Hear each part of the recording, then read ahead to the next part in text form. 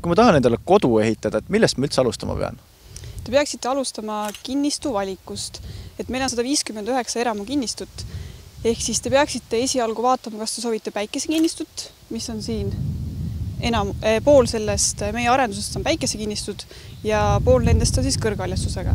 Et kui te näiteks armastate päikesevalgust ja soovite näiteks lamekatusega maja, siis ma näiteks soovitangi teile siia päikesekinnistut osta. Kõrghaljastusse on sobivam ehitada viilkatusega maja. Nii et see on teie enda valik, kas soovite kõrghaljastusega või päikesekinnistut. Te olete välja reklaaminud, et veskimeeldres saavad inimesed ehitada täpselt siukese maja, nagu nad ise tahavad. Sellegi poolest teil on koduleheküljel erinevad näidismajad, et kas sain nende seast võib valida või mis värk nendega on üldse?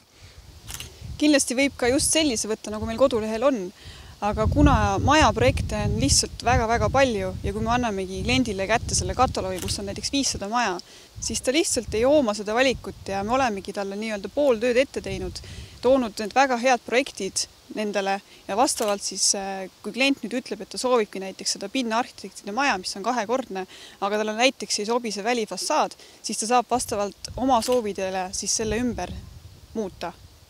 Ja näiteks ka siselahendused on kõik võimalik kas suuremaks teha maja või siis väiksemaks.